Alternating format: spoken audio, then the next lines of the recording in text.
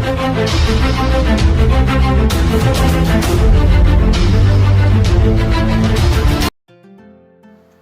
Kepala Kantor Kementerian Agama Kabupaten Aceh Timur hari Jumat tanggal 22 Maret 2024 mengadakan buka puasa bersama. Acara tersebut berlangsung di aula terbuka belakang Kantor Kementerian Agama Kabupaten Aceh Timur yang dihadiri seluruh kepala madrasah, kepala KUA, seluruh ASN, masyarakat sekitar, dan ASN Kantor Kementerian Agama Aceh Timur.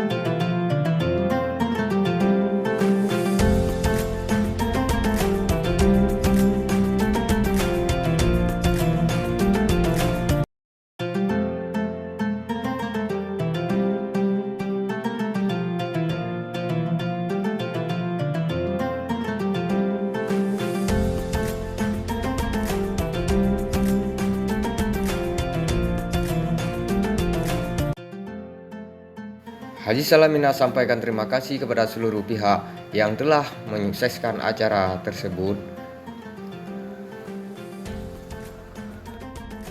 Hadir dalam acara bukber bersama tokoh masyarakat, tokoh adat, tokoh agama, serta seluruh pegawai Kantor Kementerian Agama Kabupaten Aceh Timur.